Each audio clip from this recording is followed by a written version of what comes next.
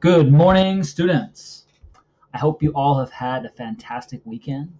Hopefully you had an okay time having to stay in mostly because of the lockdown. But I hope you guys got a chance maybe to get out in your backyards or little local neighborhoods with your masks on and maybe enjoy some sun. Hopefully recharge for this week. And now it is English time. Okay, for task 1, we're going to be working on some vocabulary and word work. All right? So, taking a look. Here, you are going to be looking at these words. These are some words that are made for our vocabulary. And as we look at these words and learn these new words, we're going to consider these ideas. The difference between concrete nouns and abstract nouns. Now these might be new words for you guys. You might have heard of concrete before. Often that's what our roads are made of. Very hard surface, right? Okay. A concrete noun is one that you can experience with your senses. It's something that we can either touch or feel or taste or smell or see. Okay, something that we can actually experience. So it has, when we think of it, we know exactly what it is. Okay, so think of it. One example here. How about let's go with algae. If you guys have ever seen algae before, it's that little green kind of icky stuff that forms in the water. If we haven't, like in our swimming pool, if we haven't touched one area in a long time. It's also all over the ocean. And some animals eat algae. It's this green kind of soft material. So I know what it feels like, and I know what it looks like. That means it's a concrete noun. But how about the idea of community? Now, if I'm thinking to myself, what does a community taste like? I don't know. What does a community look like?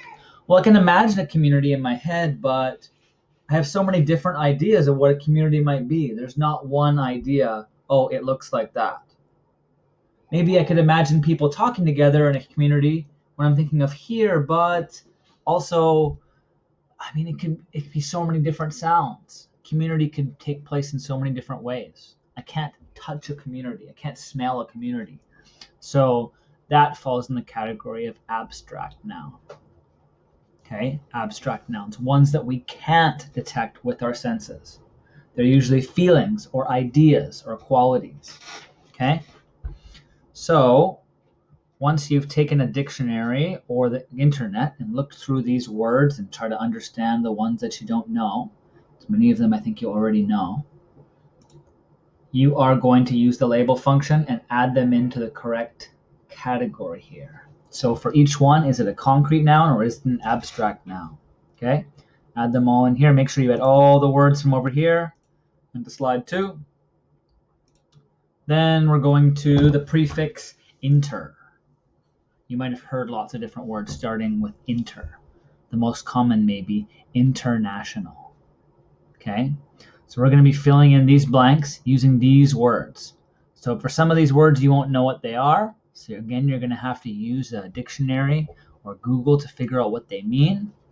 Once you know, once again, we're going to use the label function to fill in these blanks. So the first one's already done for you. For the long blanks, we're going to add in words from here, from this list, the inter words. And in the short blanks, we're just going to quickly practice adding in our periods, exclamation marks, or question marks. Make sure you choose the correct one by looking and reading each sentence. Okay, so we got our example. Quick, buy it now. We know this should be an exclamation point. There is a recent scarcity of masks because of the international pandemic. Okay, so we got our word international.